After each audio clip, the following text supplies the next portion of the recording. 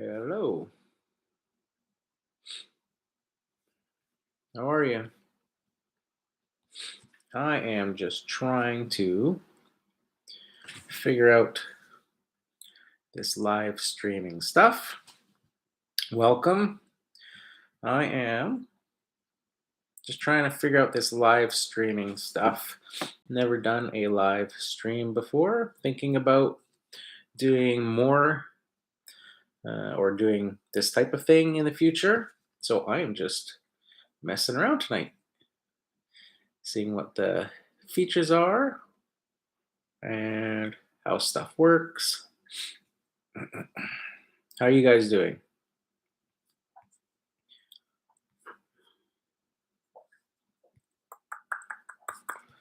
Let's see here. Can you guys hear all right? How's the audio?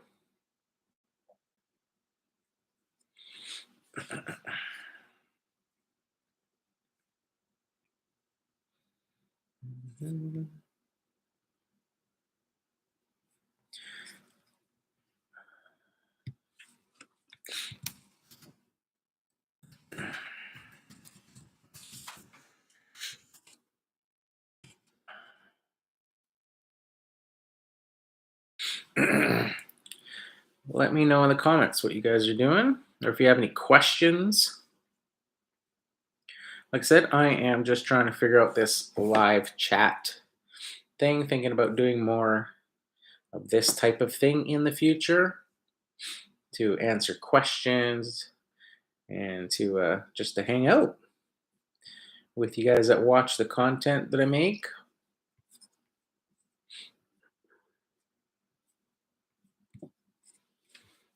I can't tell if the audio seems pretty low.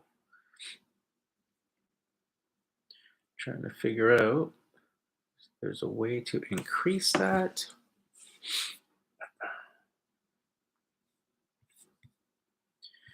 And what other features are on here?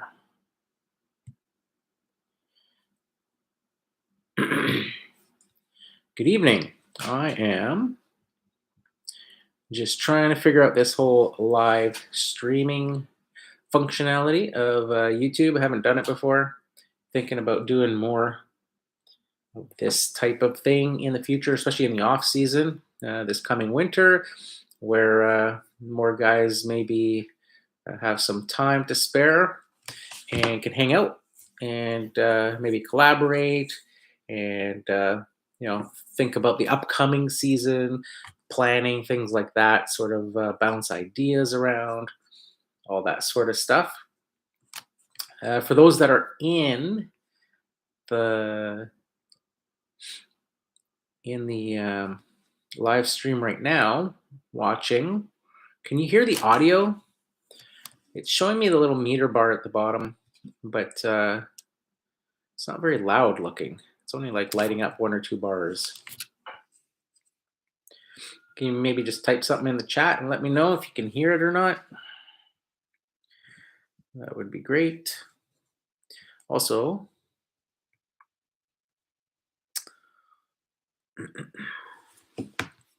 let's see here.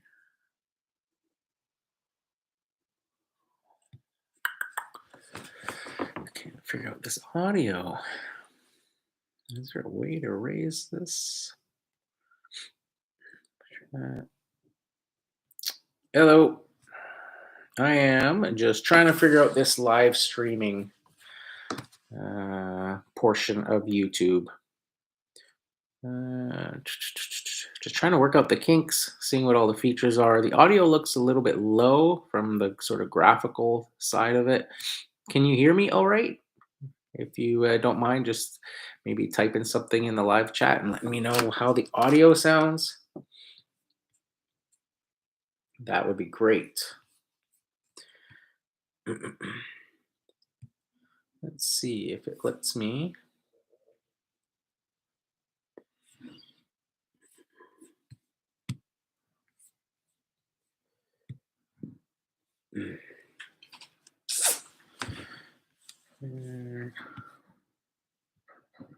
Manage access to this. Hello.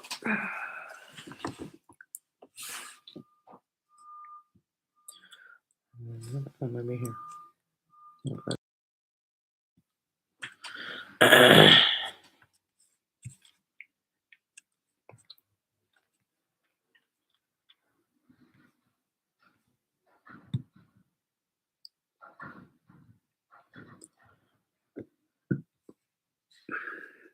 Hello. I am just doing sort of a impromptu live chat, just trying to figure out the software really. I have never done this before, so I'm really just trying to learn. Can you tell me, if possible, just in the chat, just let me know if you can hear me clearly or if the audio is really low or what the case may be. The graphical interface is pretty low looking. No. All right. It's all good. Engage with your audience. What's this? Reaction. What does this do?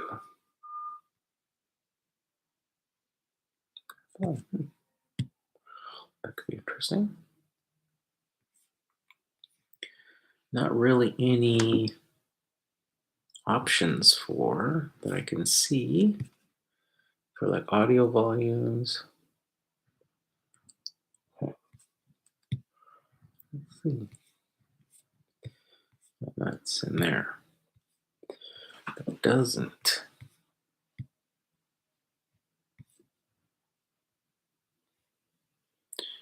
What is that?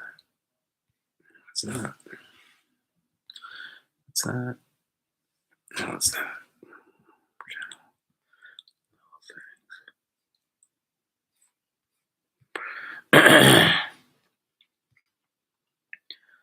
Audio. Share screen. Stream.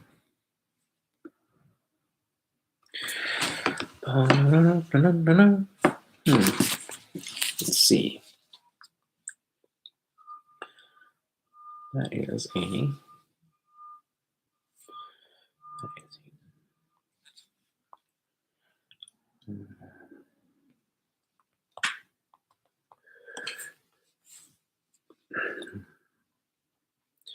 So we are just.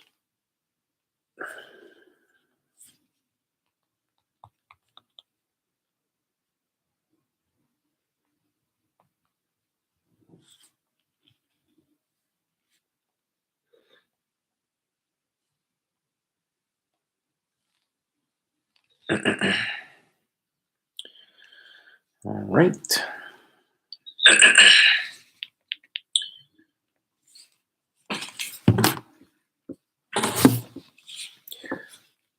That didn't work out very well. Let's see here.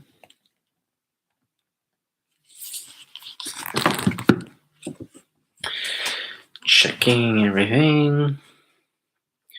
How much of a delay is on here? Testing, testing.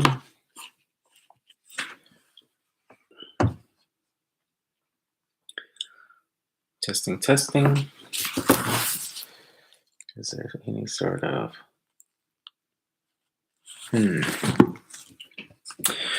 Hello.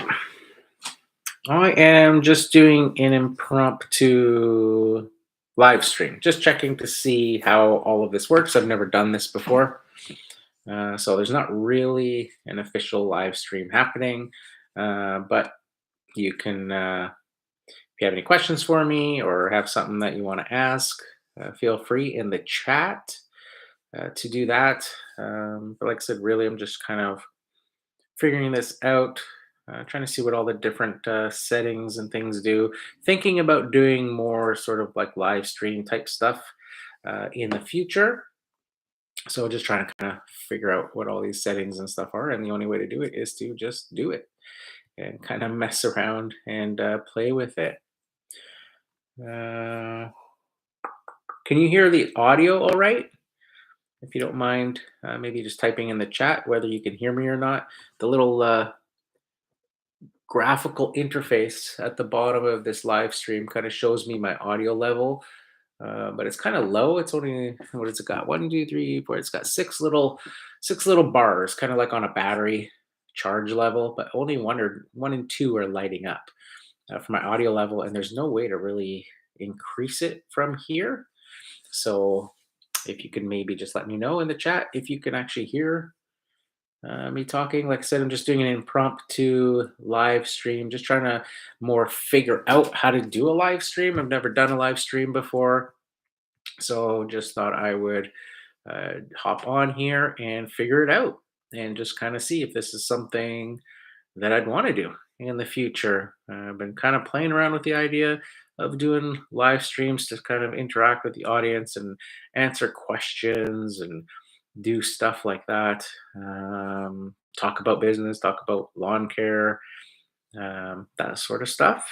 But never done that before on a live stream thing. So I thought I would just get on here and kind of see what all the buttons do, mess around with it. Anybody, can anybody let me know in the chat there if they can hear me? Like I said, the little graphical interface thingy that kind of shows me my audio levels is it's kind of really low. It's only lighting up 2 of the little 6 bars, so I can't tell if the audio is okay, if it's clear, if it's not clear. If you could let me know that. Also, if you got any questions, ask away. Let me know if you have any questions about anything. Like I said, I'm just trying to figure out this whole live stream part of YouTube, trying to just figure out what all the buttons do. Let's see here. So I'm guessing that's the chat. If I hit that there. Okay, so that seems pretty straightforward. There's some little buttons on the side there, some little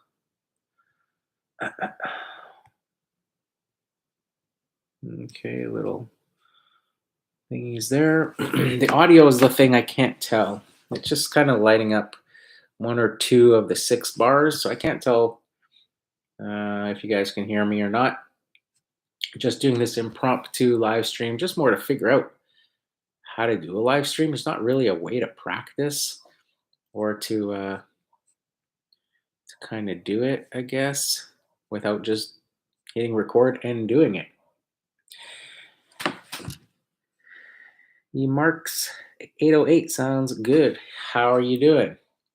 Thanks for joining in, and thanks for being brave enough to type something into the chat, because nobody else seems to be brave enough to do that. They all like lurking in the shadows, I guess.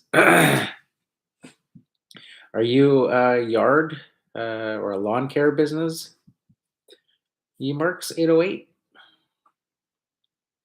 And if you are, whereabouts are you?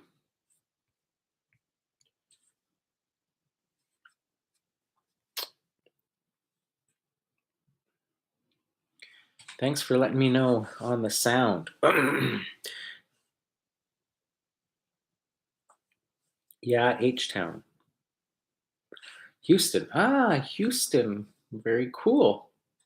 I, last week, didn't go to Houston, but I did step foot in Texas for the very first time in my life.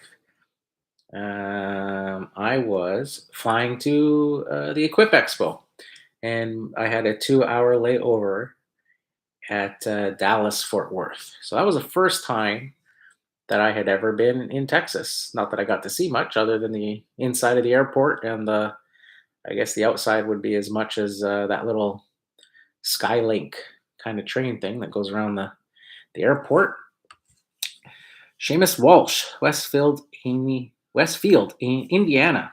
Another cool one. How's it going? Seamus, do you run a lawn care business as well? And also, Marks 808. Is it in Houston? Um, is it a solo operation that you're running, or do you have employees?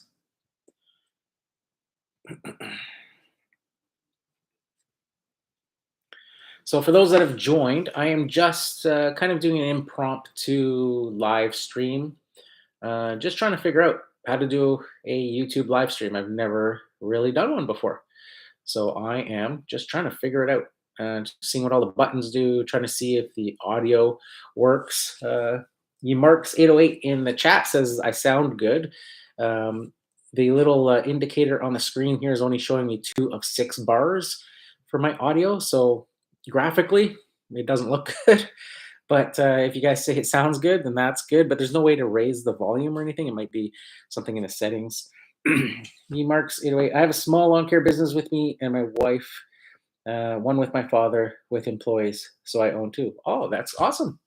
Very cool. And Seamus, yes, I have been trying to start a lawn care business for the last few years. I am autistic. Oh, that's challenging. So commending to you to be able to try that and get over some of the limitations we have. Sometimes the things that we put on ourselves. It's fantastic to strive to kind of break those barriers that sometimes hold you back. Sometimes they don't. Sometimes it's just in your brain. Sometimes it's in your mind. Um, Sometimes you overthink it, and you just got to get out there and put one foot in front of the other, and just go for it. Get your first lawn, and just start that way. I remember when um, Marks, my two brothers are autistic and work with us, and he does very well for them. Glad to see that. That's awesome. See, well, there you go. Direct correlation right there. I keep hearing fireworks going off in the background. So close to Halloween.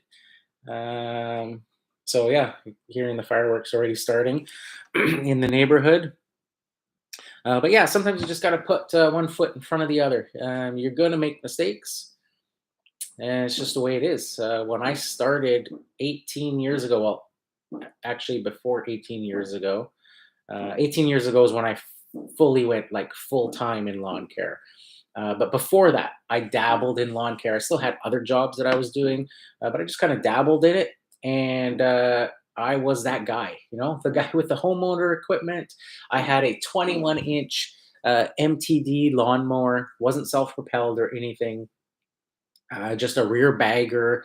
I had a $99 weed eater, like the curve shaft weed eaters. And um,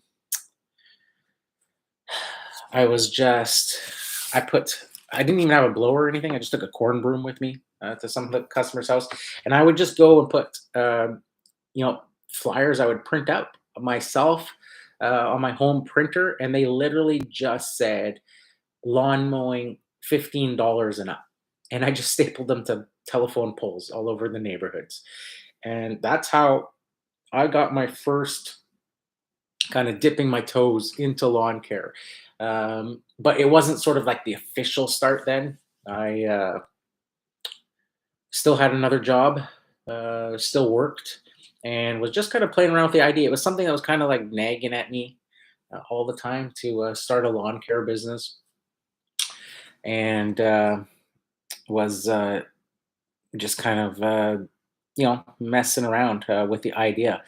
Turf City Lawn and Garden. Hey, how's it going? Love your content and would love to meet and discuss lawn care. I'm based in Coquitlam and have been at it for 8 years. The Crest equipment looks very impressive. Cheers. Yes, the Crest equipment is awesome. Hey, awesome that you're local too. I would love to meet. I've been talking with actually some other people about maybe in the winter season doing a get together with people, whoever wants to show up.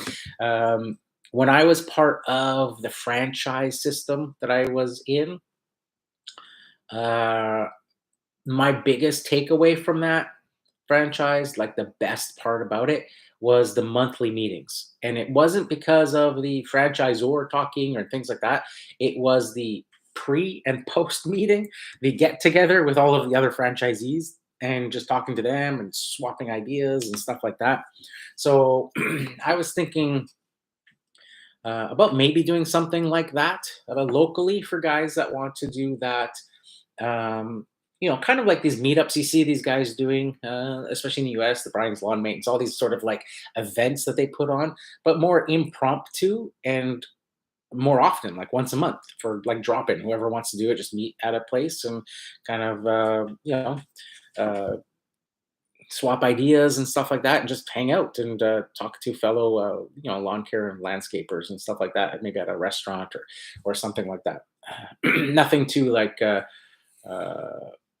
official, nothing that you'd have to like buy tickets to or anything like that. Um, and SB Reefs. I am part-time solo guy and scared to death to make the jump to full-time next year. Yeah, I can imagine. It's tough to go full-time, to kind of leave that security that you think you have in another job, that can change in a moment. I would say my best advice for somebody looking to go full-time would be, and I always tell guys that are starting lawn care businesses not to quit their current job when they're doing it, to just keep the current job that you have for as long as you have, and just, only when that current job starts to get in the way of the lawn care business. So, for example, if your regular job is your main income and you're doing the lawn care on the side, you're just starting out. So you got that sort of side hustle supplemental income happening. But then, you don't have obviously full time. You don't have all the time to work at this all the time because you have to go to your other job most days. So if you start getting to a point where, you know, you're having to turn down work on a regular basis because you just don't have time. You have that limited time that you can do sort of the side hustle lawn care business. And that work that you're turning down starts to equate to more income than what you would be making at that regular job. That's when it's time to make the switch. Obviously, try to get yourself like a nice little nest egg in savings to sort of prepare for that first year and stuff, just in case things go sideways. You never know what life will throw at you. But other than that, just go for it and try it out. NSB Reefs. I'm curious what the NSB Reefs name stands for. I say that only because for many years, probably about 12, 13 years, I was a hobbyist saltwater reef aquarium keeper. At one point, I had 3 saltwater reef tanks just in my living room until I moved to this house. When I was moving to this house about 12 years ago, um, we sold our last house, and then we hadn't found another house, and we had to move out because of the sort of transfer date and stuff, property transfer. So I had to tear down all the reef tanks and stuff. I had them running for like 10 years straight. And then it was about 6 or 7 months from the time we had to leave our other house until we found this house and moved in, and never got to um, never did start up a reef tank again. Ended up selling a bunch of stuff, although I've got still a few things. I have one of those big, massive 50-pound buckets of instant ocean in my garage still. And a few odds and ends of protein skimmer, things like that. Yep, that's it. Growing coral in is your hobby. Oh, that's awesome. Very cool to see. I got a funny story about not coral per se, but live rock. If any of you guys know about saltwater reef aquariums, um, live rock, which is basically just a rock from the ocean, from coral reef areas that has a bunch of organisms and stuff growing on it, can instantly balance your tank and make it a whole lot healthier. And I remember going to the store, and it's pretty expensive. It's sold by the pound, and this was many, many years ago already. And I went to the store, and I think I bought like 100 pounds to start. It was $5 a pound, so it was like $500. And my wife was with me, and she's like, we're at the checkout, and they ring me up, and the lady says, that'll be 500 and whatever it was with tax. And they had all the rock um, wrapped in a cardboard box for me to carry. And my wife looks at me and goes, I can't believe you're going to pay $500 for a box of rocks. And I looked at her and said, how much do you think that little rock on your finger cost me? And then she was like, so yeah, rocks are expensive in all different types. Uh, Seamus, I'm currently a door dasher right now, but plan on doing lawn care during the spring and summer and door dash during the winter. Yeah, that's a good plan to do something like that. Especially if you're in a seasonal area and it's just doing DoorDash and stuff. It could be a perfect transition, um, especially where I'm at. That would be a good sort of thing to do in that off season. Stay warm, stay dry in your car, driving around and delivering things like that. So sounds like a good plan. Uh, Marks. Also, I would focus on getting a good amount of equipment while you have your job to avoid going into debt for equipment. Something I did. That's a great point. Fantastic to do that. You don't want to go crazy into debt. You don't want to have that shiny object syndrome and do anything crazy like that. Mowers and stuff are uh, insanely expensive sometimes. I just came back from a Quip expo there in Louisville, Kentucky, and yeah, stuff is just it's tough when you look at the price of stuff and you think, man, to mow lawns with, right? And don't get me started on trucks. Like that's insanity to think that trucks are in the 80 to $100,000 range now for new trucks to go and mow lawns with. It just seems ludicrous for that sort of thing. But that's a great point. Yeah, to keep your current job, save up and stuff. And the other thing too is to not worry about too much about new equipment. There's so many deals out there on used stuff that could serve you really really well. Um, that turf tracer that I bought. Um, I can't even remember when that was now. It would have been like 2017, I think I bought that. Things like stand-on mowers and walk like those hydro walk behinds and stuff are very popular here where I'm at. Everything's mostly 21-inch mowers and then some zero turns and stuff like that. They're just starting now. Now you're starting to see stand-on mowers and stuff coming, but it's always like 4 or 5 years behind everybody else for some reason. But I found that turf tracer walk behind. First, actually, I bought a Exmark Viking that was even older. I think that one was like 1999. And I just saw it pop up on Craigslist. So I thought, hey, great, let me try one out. They seemed like really popular, 36-inch walk behind. The Viking, of course, is a fixed deck. I had it for literally 1 month when the turf tracer popped up for sale.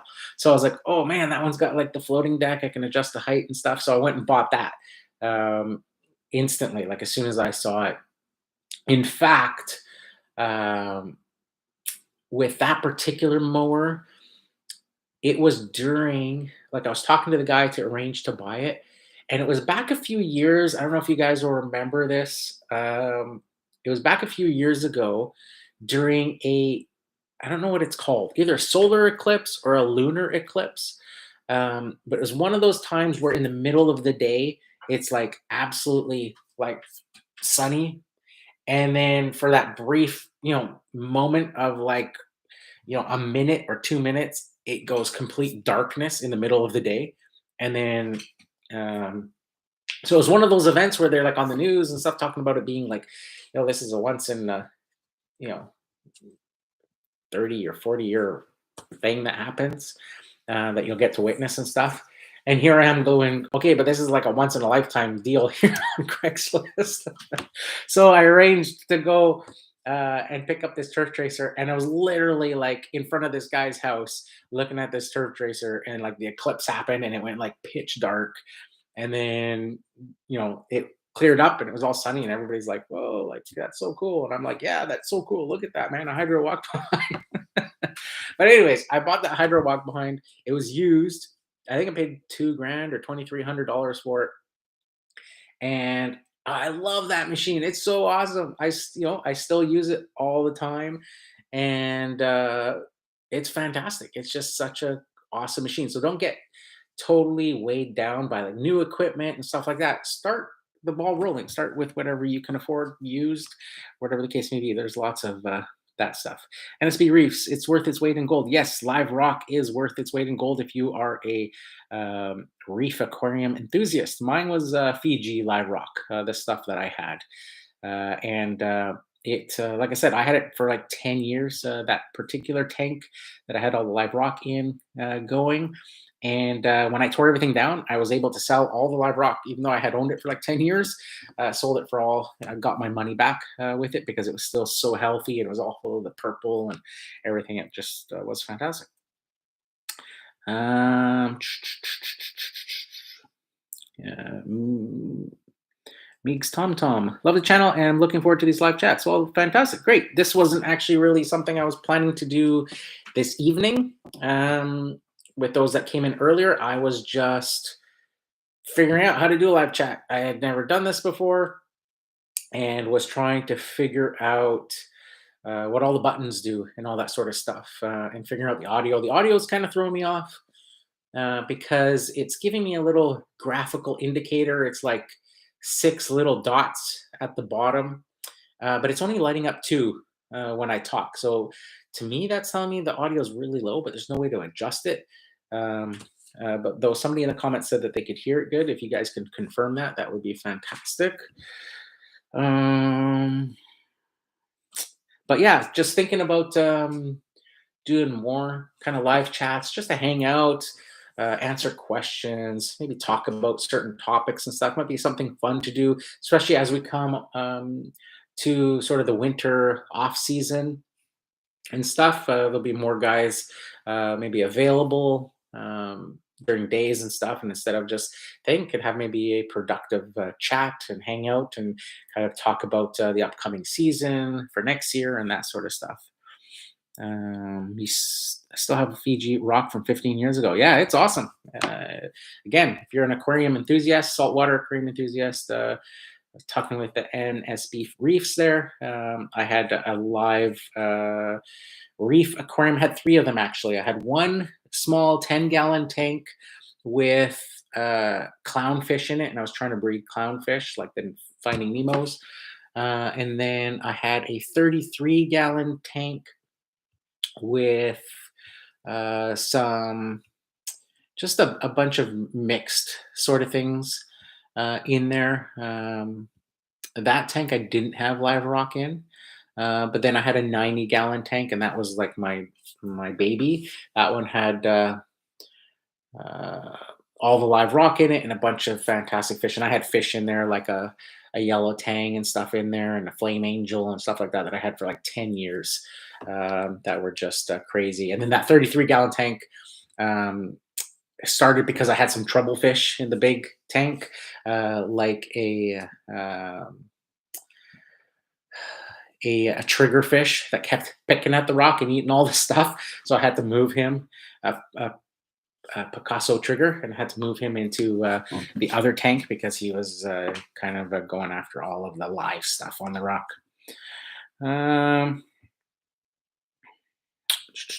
I got a notification of the live chat. Had to check it out. Well, welcome. Thanks for coming and joining. Turf City Lawn and Garden. How's the Crest mower in the rain? It is awesome so far. I had a little bit of an issue with it. So when I was first using, I've been using it for on and off for about 3 months now. And I say on and off because I've been also using the X-Mark commercial 21V series. So I just alternate. I use the Crest handheld equipment every day since I've gotten it, blowers and stuff like that. But then the mower, I would just alternate which mower I would use just to get the same amount of testing in. So early on, throughout the summer and stuff like that, the Crest mower was absolutely fantastic. Lots of power. Battery life is amazing. Um, as the weather started to turn here and all the classic rain happening here in the Pacific Northwest, and then all the leaves and stuff falling, the Crestmore was still doing good, but it wasn't picking up the leaves as well. It was leaving the like bits and stuff behind, whereas the Exmark Commercial 21 would just suck them all up.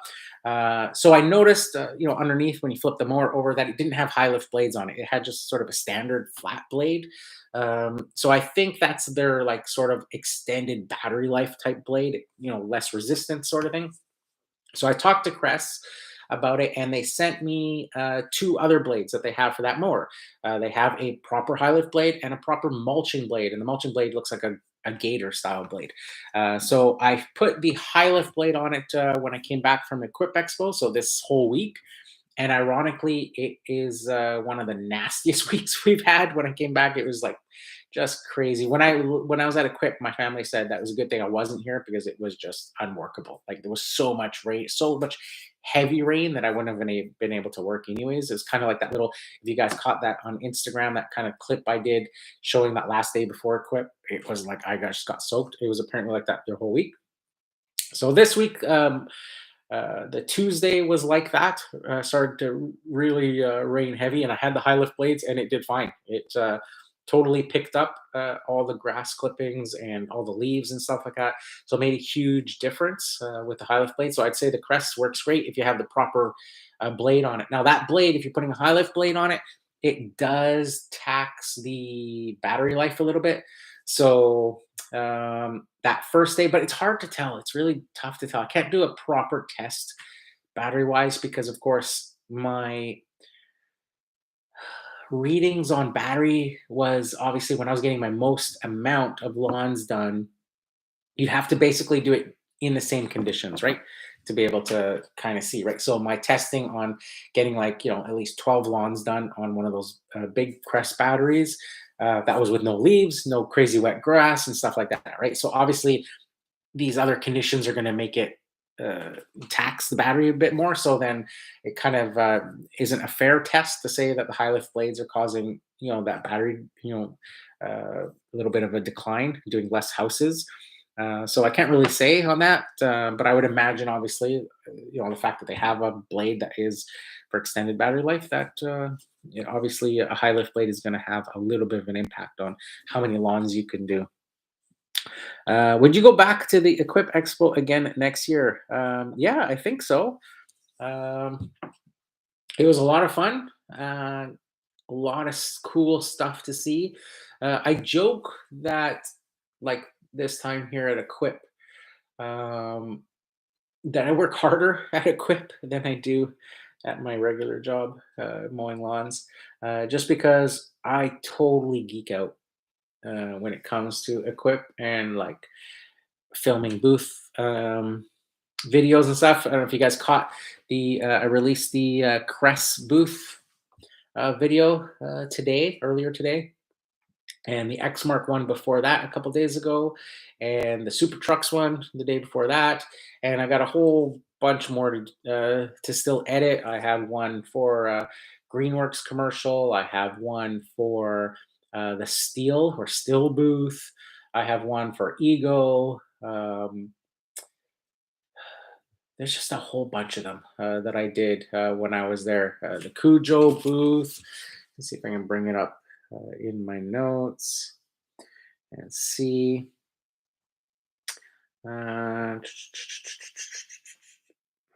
Xmark, Crest, Cujo, Toro, Ego, Greenworks, Steel, Spencer Products, Super Lawn Trucks, Yakta. So there's a bunch of videos still to come in regards to the Equip. So yeah, I think for next year, the plan right now is to definitely go. A lot can happen in a year, but yeah, it's one of those things. I always tell my wife that that's the problem with going to Equip, is that you're just going to want to go every year after that. Google account. I see what you did there. Google account. Love this channel. I've been following your channel for a few years now. Well, welcome. Thank you. I appreciate you joining on. Like I was telling other people earlier, I'm just kind of testing out the live streaming aspects of YouTube. I have never done this before. I've never done a live stream, and was just kind of seeing what all the buttons do. Kind of figuring it out. Can you guys confirm? I know somebody did confirm already that the sound audio level was good, but it's really throwing me off. It's saying there's like a little graphical interface at the bottom. It just has like 6 little dots. So when I talk, like 2 of them are lighting up, which, to me, normally a podcaster type guy, that would tell me that the audio is super low, but there's no way to adjust it. So if you guys could just let me know if the audio sounds good, that would be fantastic. And excuse me, I just gotta blow my nose.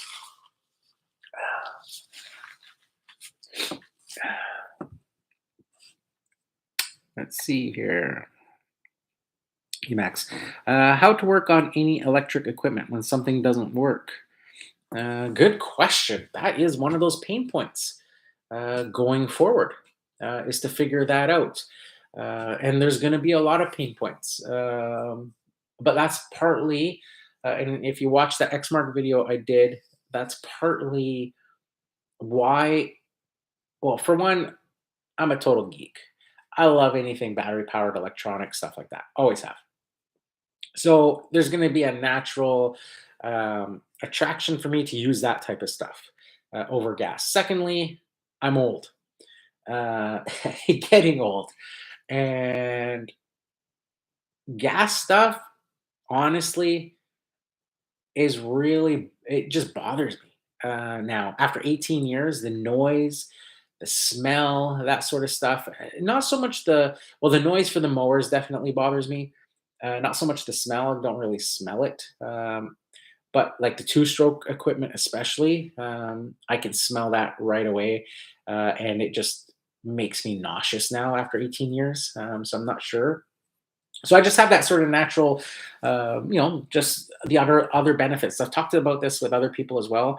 That you hear a lot about battery equipment not being good for the environment and all that sort of stuff. As good as people think it is, and I would argue that most people using battery equipment, or even driving an electric car for that matter, are not doing it for the environmental reasons. They're doing it because it's saving them money in terms of fuel, convenience, stuff like that. Even the time it saves not having to go to the gas station to fuel up jerry cans, things like that, is all things that I like. So um, it's just one of those things. As we're going forward, there's those kinks. Like, what does happen when something goes wrong with one of those? Is it something that's fixable and stuff? That's why, you know, picking something with a strong commercial warranty will be a big thing when it goes with battery. That's where the Crest stuff is nice, especially being that the batteries are the most expensive component.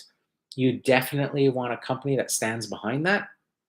So the Crest is nice because they offer a 6-year warranty, and it's like 3,000 charge cycles, which is insane. It's like 10 times more charge cycles than every other battery company out there, or equipment company is putting out there. Um, so that's awesome, and that's not to say that that's like, I think it's 3,000 charge cycles before you could expect it to hit like that 70% state of health sort of level. So that still means the batteries will still be usable, just at a lesser rate after 3,000 charge cycles or 6 years. So that's pretty crazy. But yeah, it's a good point to say. What happens with the battery stuff. I would say buying um, proper commercial grade stuff is going to be more important with a battery stuff than with gas, because of that reason. You just want stuff that is built to be able to handle that sort of stuff. Audio is fine, says Frankie Frank. Welcome, Frankie Frank, and thank you for that. Elite Landscapes, Life Stories. Good evening. Good evening to you. Thanks for joining. Like I was telling people, I'm just kind of playing around with live streaming, just trying to see if this is something I'd like to do in the future, do more of, especially coming the winter off season. Never done it, so I'm just kind of messing with the buttons and kind of playing around with it. Seamus Walsh, do you like Echo over Steel, or do you still like using Steel? I keep saying Steel, although it's actually pronounced Still. When I was at the Equip Expo, I asked them, "Is it Steel or Still?" And they all said it's Still. It's a German company, and it's pronounced Still, which is funny because here in Canada, whenever I see a commercial on TV, they always like the voiceover guy with a deep voice be like, "Yo." Um, whatever the piece of equipment they're like, visit your local steel dealer, right, sort of thing, in the big deep voice, right? So it's kind of funny because they're telling me at the booth that it's pronounced Still. Do I like Echo over Still, or do you still like Still? I think it depends on what it is. uh, I would say that I like Echo's two-stroke motors for their simplicity. They're true two-stroke engines, right? There's no valves. There's none of that stuff. None of that four mix type of stuff that a lot of the steel things have. Those I had for many years. I used steel for many years, and the four mix stuff was a pain. It was always going out of adjustment, the valves, to me at least. Although I know other people as well that had the same issues. So I was constantly adjusting valves. It became harder to start. I could already almost tell all the time. As the machine got older, it became more frequent. Then when I switched to Echo through the UAG program, when I was part of that, um, I didn't have any of those issues. Like the stuff, worked. Now that's not to say all Echo stuff is great. A lot of their stuff is not great. I've done videos on stuff. Their RB60 fertilizer spreader is absolute junk. Their DLM 2600 56 volt mower is absolute junk. I would not recommend those. And because I don't recommend those, could be a reason why I'm not in the Echo program anymore. Hint, hint. So we'll see. But yeah, I have no issue with steel with Echo. You got to use what works for you, whatever you're comfortable with, whatever you can get dealer wise and stuff. I know a lot of companies, they like to make fun of Echo for the fact that a lot of their stuff is at Home Depot and stuff like that, and kind of talk it down. They try to use that as a marketing ploy to be like, oh, you won't find steel at big box store or anything, only at your steel dealer, and that's commendable. But at the same time, it's not like steel doesn't make homeowner grade stuff. They're kind of um, painting Echo with like this brush that everything that they make is like homeowner stuff, when it's not. Like they make a lot of great uh, commercial stuff, but Steel makes homeowner stuff, as well. They make lower grade stuff. In fact, it's a different color. If you look at the commercial grade stuff, it's all orange plastic with gray highlights, and their homeowner stuff is all gray plastic with orange highlights. So it's one of those things. But I don't have an issue either way, whichever one you use. I still have steel equipment. I still have some steel stuff. I still have Echo stuff. I just personally now, overall, just prefer battery stuff. Just for me, it works fine. uh Life story steel. Frank, after my last two steel FS94R trimmers, total junk, nothing but issues. I am only buying Echo going forward. Was the FS94R, is that a four mix machine? um because that might be with me, same as me. If it's a four mix machine, then that was one of those things. The valves is just one of those things. Just the steel, or sorry, the Echo is just a true two-stroke machine. It's very simple. It's just a piston. There's no valves. There's no anything like that, right? Um, I use the 111 and the 131 steel. Or still, I've used Echo many years in the past. Both good brands, in my opinion. Yeah, exactly. It's one of those things, right? Um, It's like Ford, Chevy, all that sort of stuff, right? Whatever floats your boat, whatever thing, they're all good, especially if you can make money with them, right?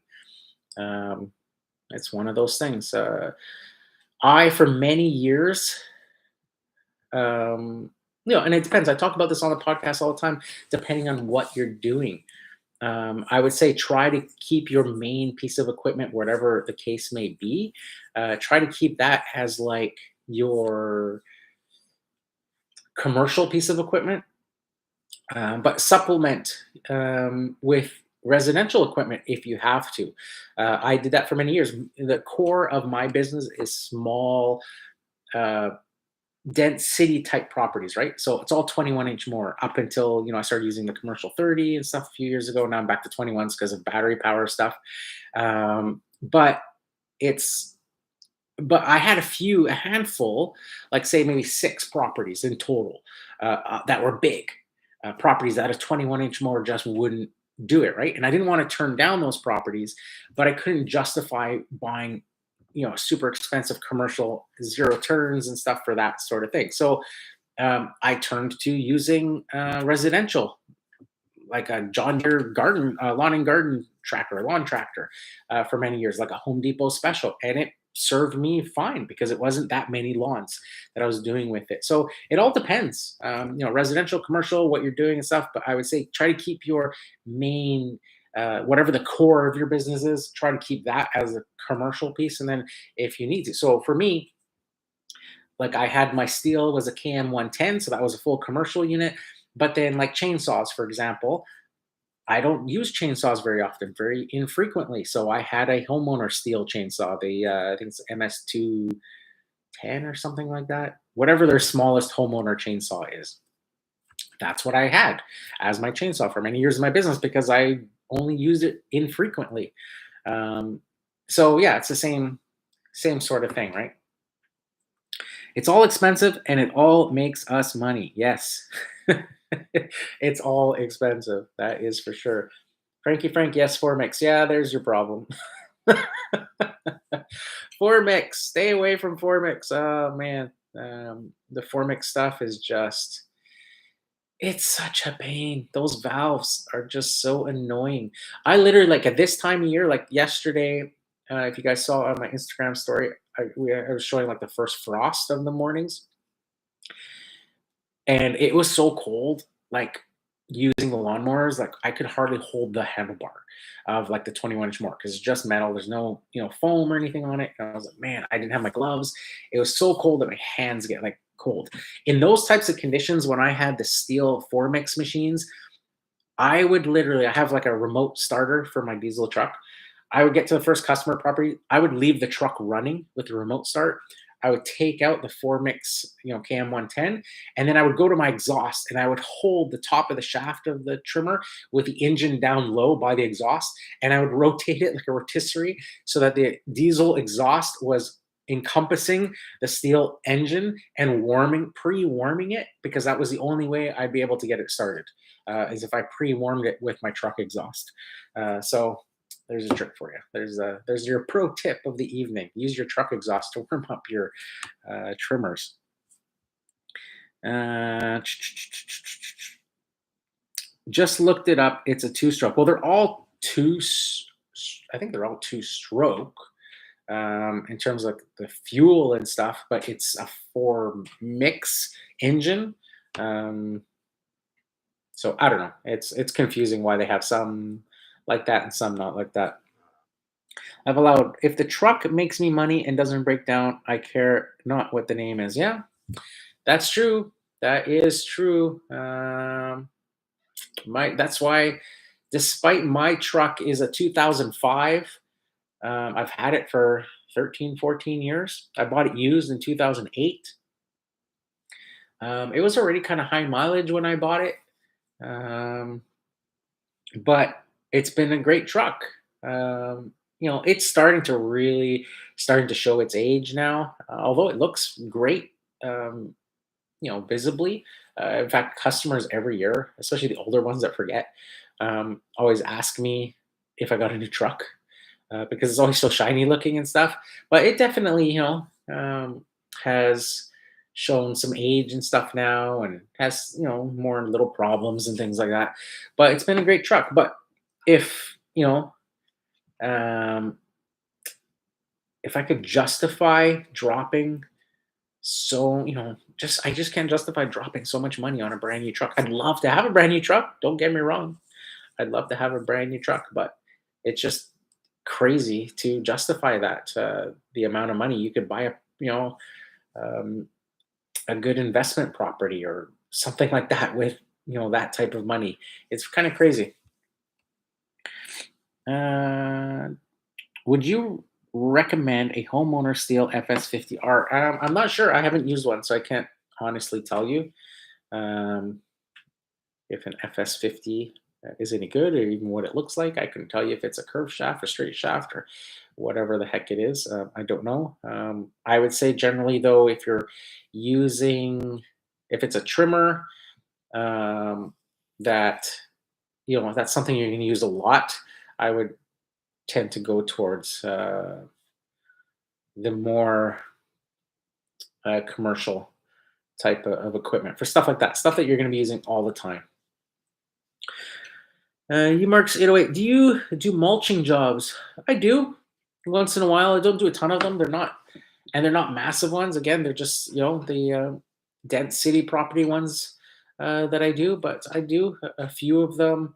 There's a couple that I do. Like a few properties where it's like I do it every year, the same property over and over again. I just put a new layer of mulch and stuff. And for those ones, because I'm doing it so often, I literally will just go to Home Depot and buy like bags of like Scott's mulch because it's easier to deal with. Oh, my wife is calling me, so I gotta take this. If you guys don't mind, just give me a couple seconds here. Hold on.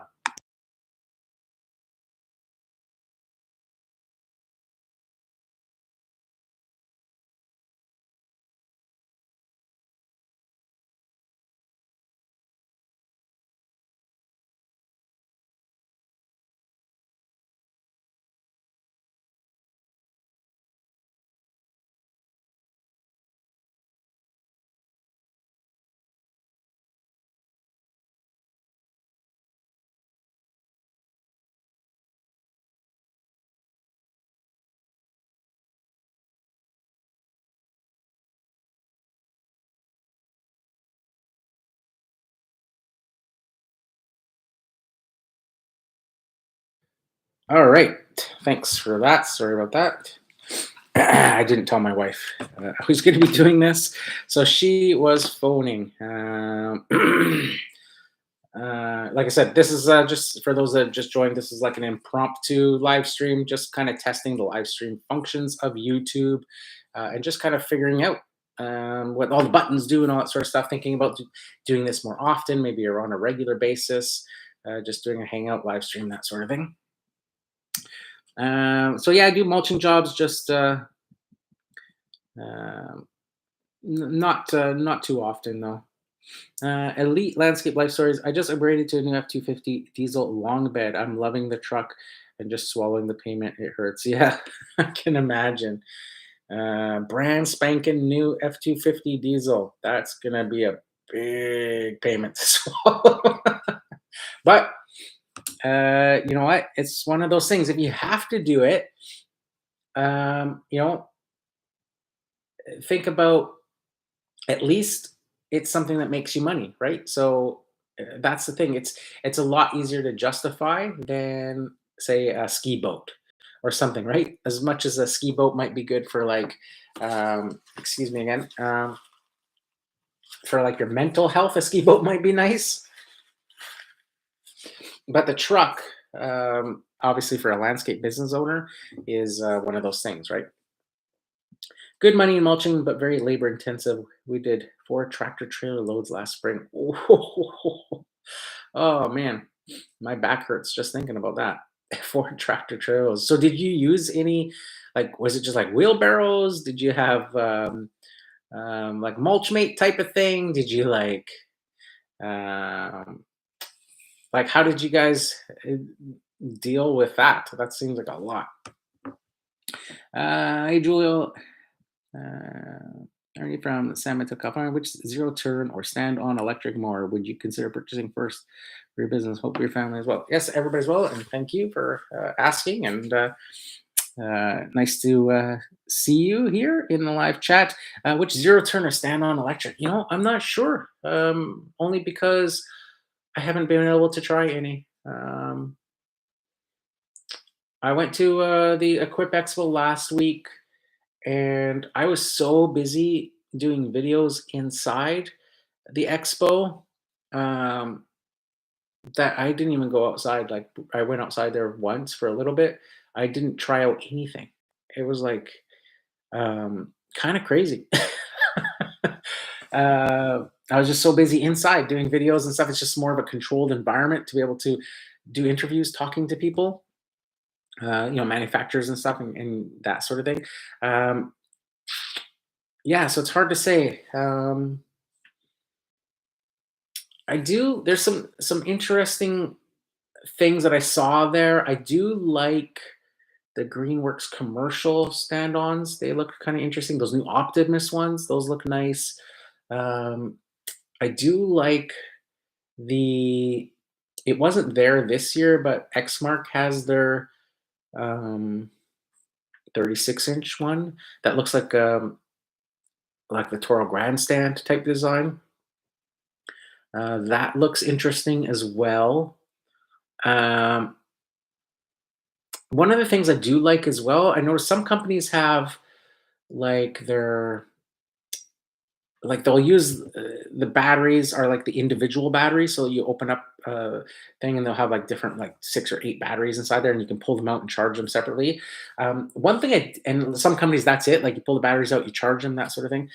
One thing I did like with the Ego stuff that I saw was that you can pull them out and charge them individually, each battery, but you can also just plug in the whole, zero turn unit, and it charges all the batteries at once, which is super. I think that would be super handy too, because then you could do like solar type stuff or onboard battery if you wanted to, and keep that charged. So it's hard to say. I can't really recommend anything because I haven't tried anything, and I'm not about that. Right? I'm not about recommending stuff and tools and stuff. Like, honestly, all the videos I do. Um, when I do like videos that say like in the title, like honest review and stuff, it's because it's an honest review. Companies aren't telling me what to say. They don't know the videos. I don't show them the videos before I publish them. So it is what it is, right? I know before I even get a piece of equipment that there's going to be something that I don't like about it. It's just think there's no perfect piece of equipment. So there's always something, and I tell brands that like expect that I'm going to talk about stuff that I don't like because I'm sure I'll find stuff that I don't like. It's just the way it is. There are some brands I won't name them. There was a huge brand that wanted me to test out some of their equipment, and they're like, we'll give you this mower. You try it out for the season, and then we'll get together at the end of the season, and then we'll tell you what we want you to say. And I was like, what? You could tell me what you want me to say? Like, no, that's not how it works. And that's why that brand is not on my channel.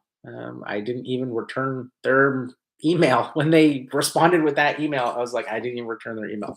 After that, I was like, yeah, no, that's not how it works. I am not gonna recommend stuff to people. So I can't recommend is electric stand-on mower and stuff because I haven't tried one yet, or seen what they can do or what their capabilities are and stuff like that.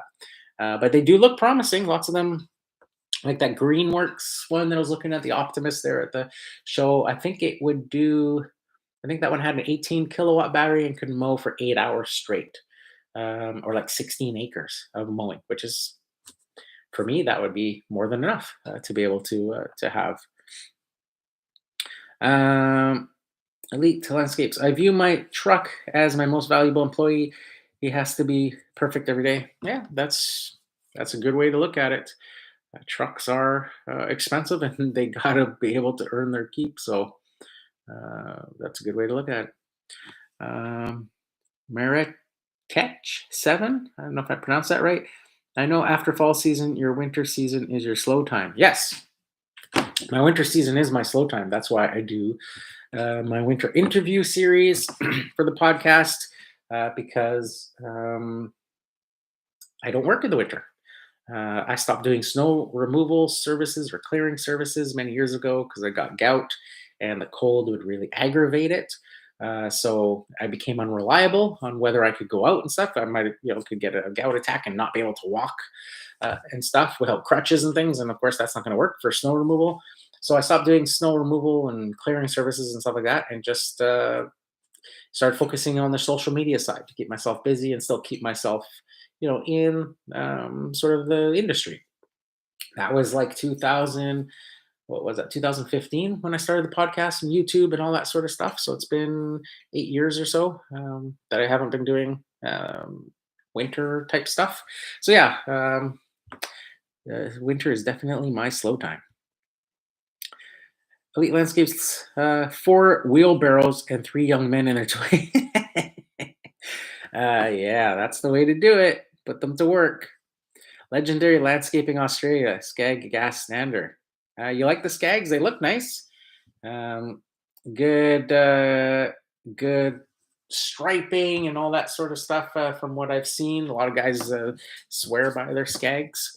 The very first stand-on mower I ever saw in person was a Skag. Again, here in Canada, they're very rare. Well, not now. Now you can see them, but when they were like popping on like social media and stuff like that, you'd always see like stand-on mowers and stuff. There's none here. We're like 5 years behind anytime something happens, right? So I saw my first Skag, a guy mowing a church across from one of my properties. I went over to talk to him. He let me ride it for a couple seconds, and it was beat up, a 36-inch Skag V-Ride. And that was the first time I ever seen a stand on in person and never used this stand on in person. Marks 808, bro, you have a podcast? Yes, I have a podcast. Same name as this channel. In fact, it was the very first podcast in the lawn care landscaping industry. I started that podcast in 2015. In June 2015, it comes out every Tuesday. Since June 2015, a new episode every Tuesday. Most of them are single episodes of just me talking, sharing marketing and experiences and things like that in my business. In the winter seasons, about 4 or 5 years ago, I started doing interviews. The audience started asking me to do interviews and stuff.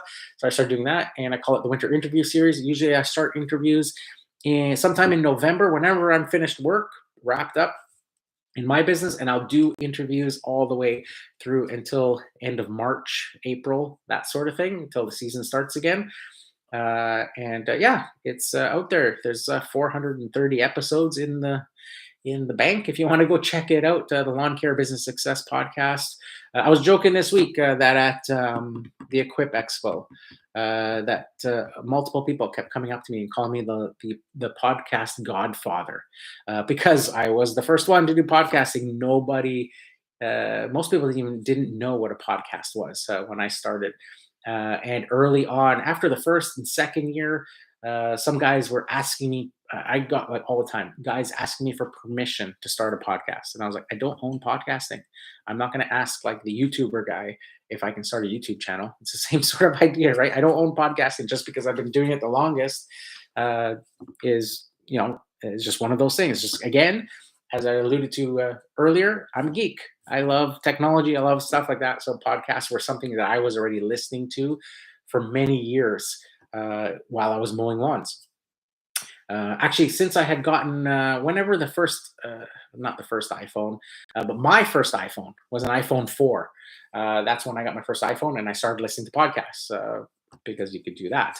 And the first podcast, because I'm a nerd, I love Apple products and stuff like that, is a podcast called Mac Break Weekly. And I've been listening to that podcast since the iPhone 4 came out. And I listen to it every week still. And that's the podcast that sort of got me into thinking about starting a podcast all those years ago.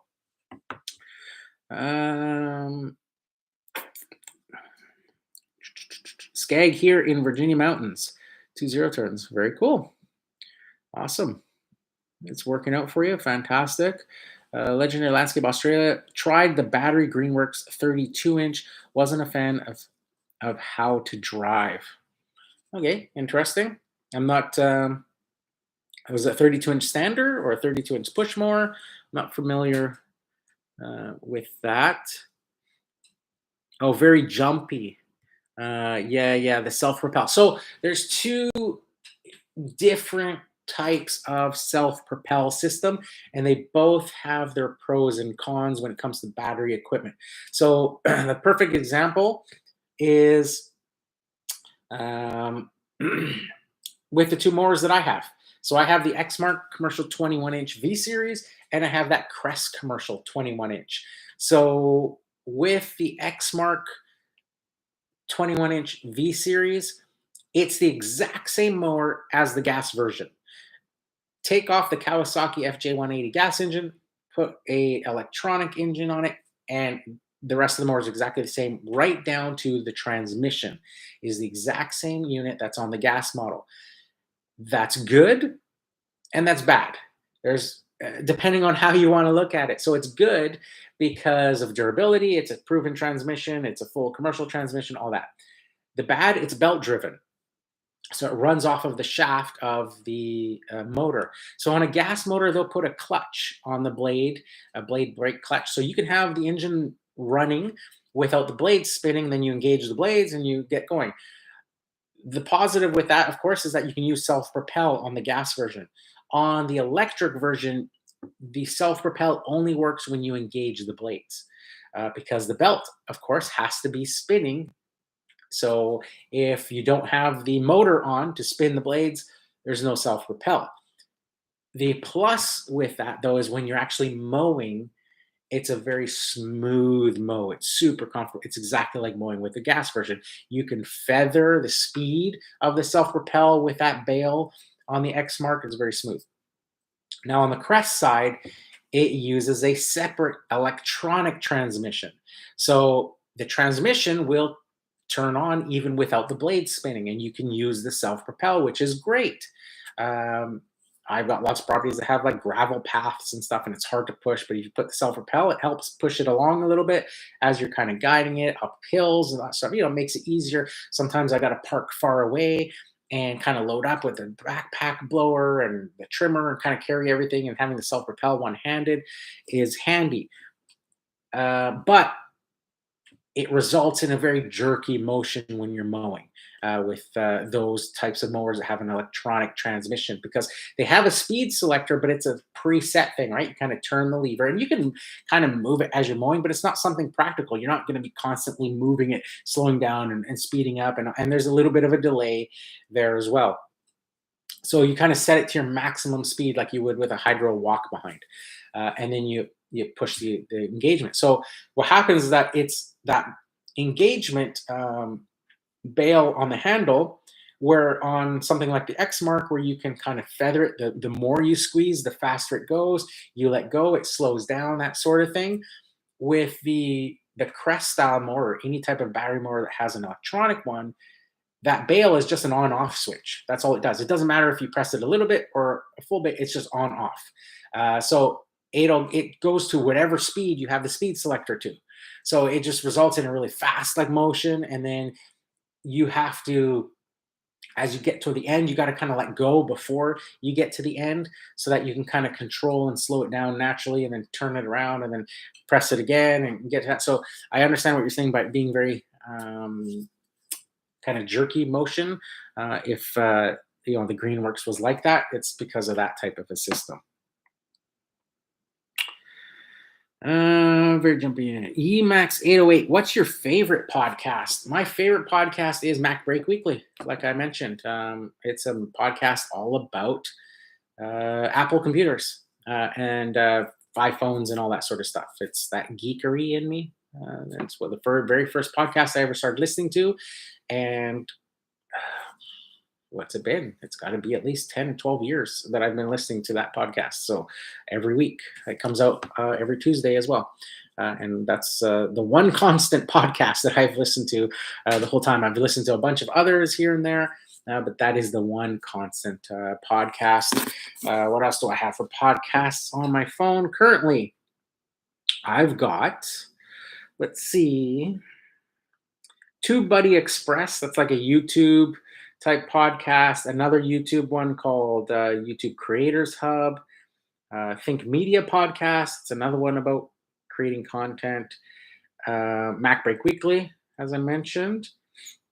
I've got currently this week the Unashamed podcast. That's like a Duck Dynasty uh, one. Um,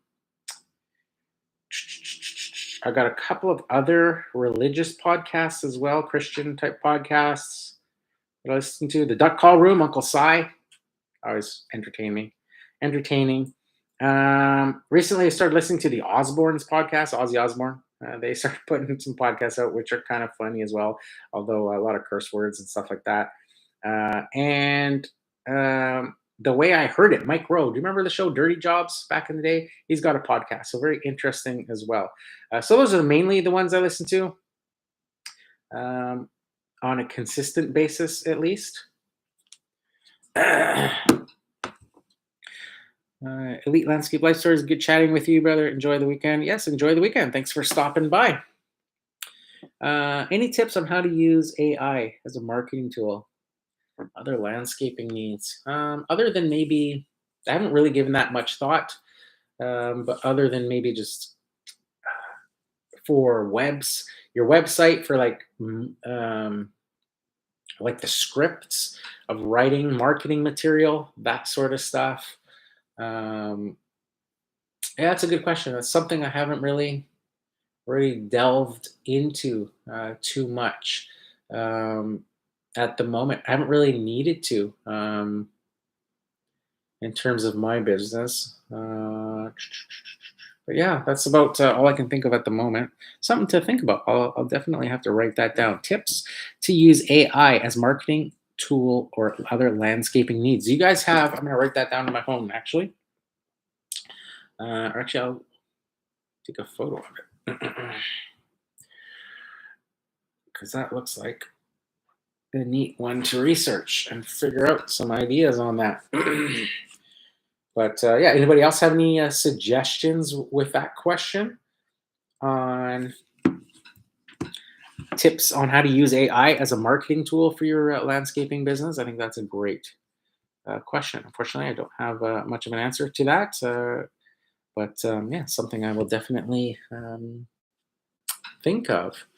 But yeah, that's about it. Other than that, anybody else have any other questions or anything they want to ask?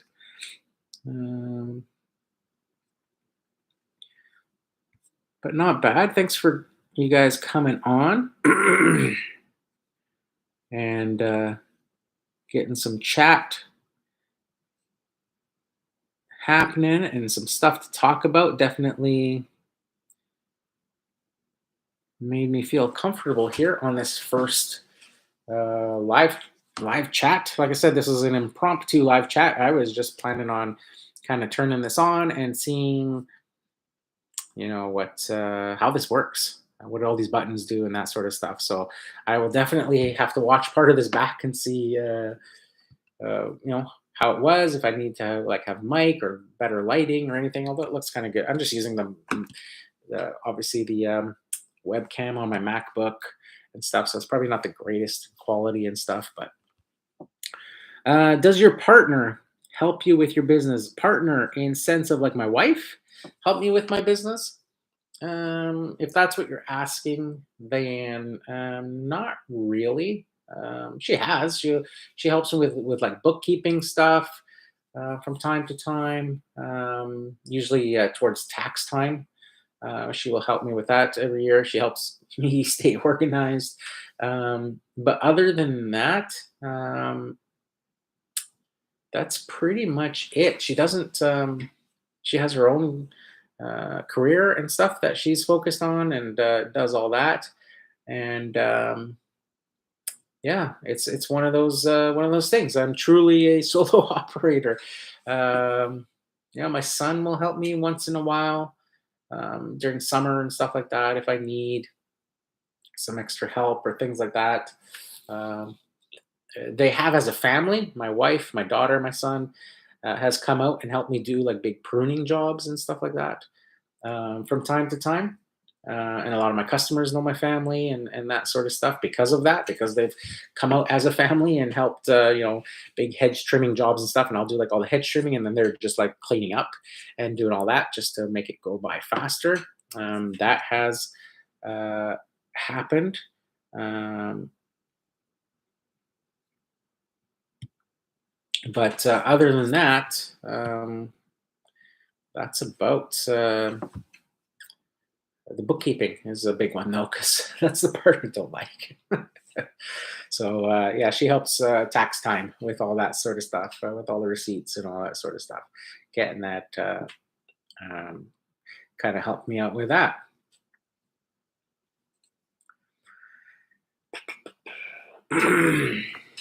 So yeah, hopefully you guys got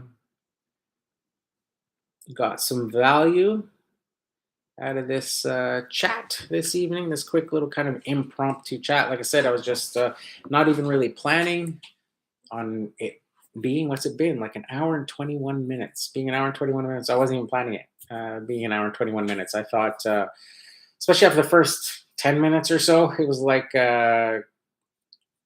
crickets and tumbleweeds in here. There was people popping in and out and in and out, and nobody would say anything in the chat and anything like that. So I was like, okay, well, this is truly a test. This is just me checking this out and trying. So I'm glad that I stuck around, and some brave people were able to come on here and join me and actually start chatting about some stuff and sharing some good ideas. That's very cool. But other than that, I think once you make it a regular thing, more people will show up. Yeah, that is true. I think so too. I've seen other guys doing live streams and stuff, and that seems to be the case, right? More of a standard community type thing. It's just trying to figure out ultimately when to do it. What do you guys think for in terms of doing a live stream, especially throughout the winter months when things kind of slow down for guys? Is it better doing it in the evening? Is it better doing it during the day? That's always a tough one for people. I know a lot of guys would like evening ones and stuff. For me, during the winter and stuff like that, it's probably better for me to do it during the day, just because wife and kids and stuff are at university and work and stuff like that, and I just have more free time, more quiet, like I have right now. I have the whole house to myself at the moment, so it's just easier to be able to uh, do something like this during the day. But obviously, there's no point in doing that during the day if people aren't going to show up, right? But I thought maybe the winter months, because more people are not, working as much, it might be a fun thing to kind of hang out and chat about business and kind of bounce ideas around. Maybe have you guys throw ideas of things that you're thinking about doing for your business. We can kind of discuss it and see what other people chime in on that idea, what other people think and stuff. Might be a fun type of discussion to do. Could be cool. I think there's a way too to like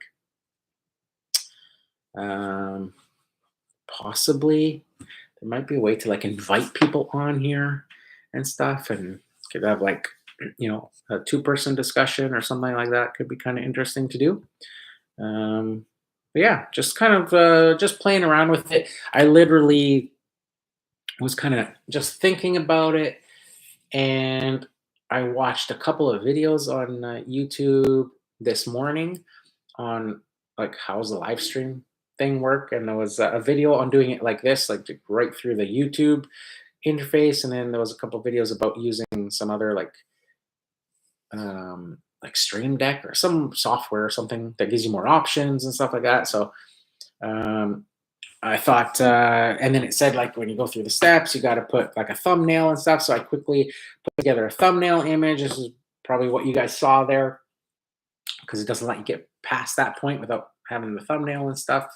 To my understanding, but I'm new to this, so I don't know that if that's for sure. But I made the thumbnail, threw it up there, just to kind of have to get going. And I actually didn't really expect anybody to actually show up unannounced on a Friday night to this. So thank you guys for coming and spending some time with me and helping me work out the kinks here on this live stream. That would be pretty cool. Should get some sort of a forum to submit things to discuss, like pictures and vids, so you could react to our setups or help brainstorm ideas. Yeah, that's a great idea. I've thought about that too, about doing just like a Facebook group or something for people. People always ask me if I'm on Facebook. Um, I, I hate Facebook. I'll be honest with you. I do use Facebook, but literally just for some family stuff and for like groups is the only thing. So I thought, okay, maybe that's something I could set up, like a lawn care business success Facebook group, and just have people that listen to the podcast and like the content and stuff to join that, and then we can have a discussion there about topics and stuff, and then we can maybe do these live sort of streams here. And I think Facebook, I think you can do it too. And I think that's one of the things I was looking at on one of those softwares, like Stream Deck or whatever the heck it was called. It lets you like hook up all those different things, so you could literally use like that Stream Deck software, and it'll do the live stream to YouTube and to Facebook and to like all the places all at the same time. I'm not sure how that works with the comments and stuff, but it does it. So maybe it aggregates all the comments. I'm not sure, but could be an interesting thing to play around with here in the wintertime when I've got more time to mess around with stuff like that. But could be fun. But that's a good idea. Do you think there'd be interest in doing something like that, like a Facebook group for the podcast and YouTube channel viewers and Instagram followers and stuff like that to follow? Because if it's something that people want to do, then yeah, I could set something up for like pre-discussion of topics and stuff, and do something like that. I think that's the easiest thing to do, would be a Facebook group. As much as I hate Facebook, that would probably be the easiest thing to do. A lot of people have Reddit. Oh, okay, yeah. Reddit. Didn't even think about that. I don't use Reddit too often either, but that's something I could look into and see. I wouldn't want there to be any barriers. Is Reddit free for everybody to use? I think it is. I think I've looked up stuff, and it's taken me to like Reddit forums and stuff. But I think there's always like a pop up for something, so I can't remember, because I wouldn't want obviously there to be barriers for people.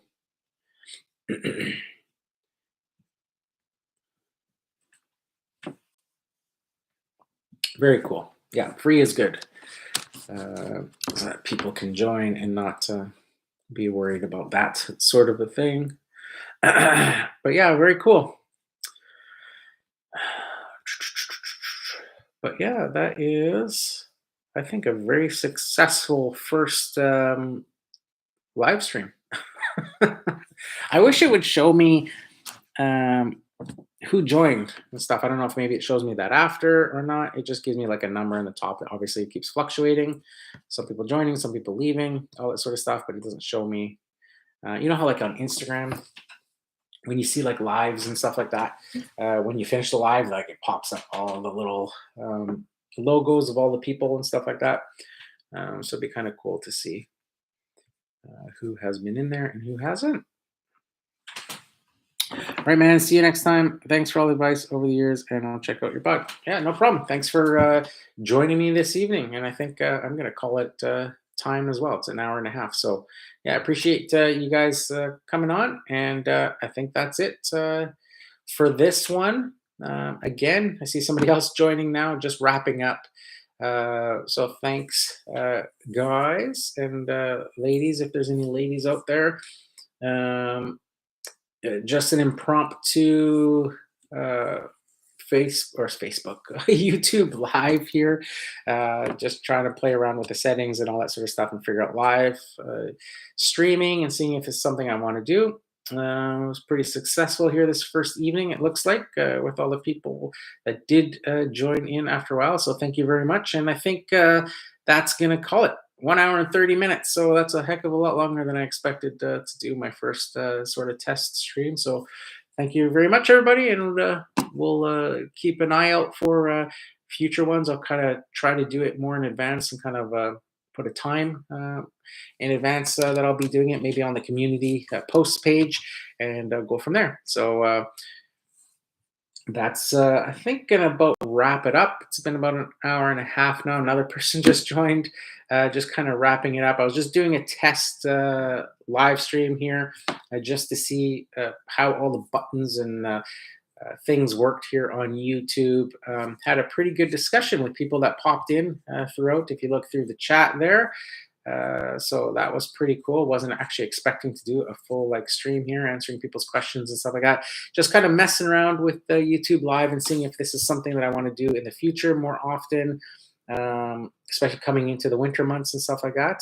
But yeah, that's pretty cool. I think I'm going to wrap it up though and call it an evening. So appreciate everybody that joined in and was in the chat and starting a discussion and all that stuff.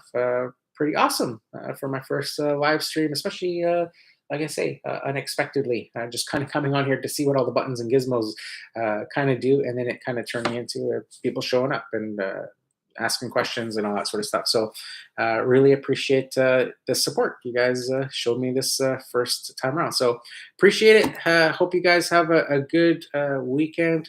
If you got any ideas for me or anything like that, then leave it in the comments. I think there'll be a comment section after this. And yeah, talk to you guys later. Bye for now.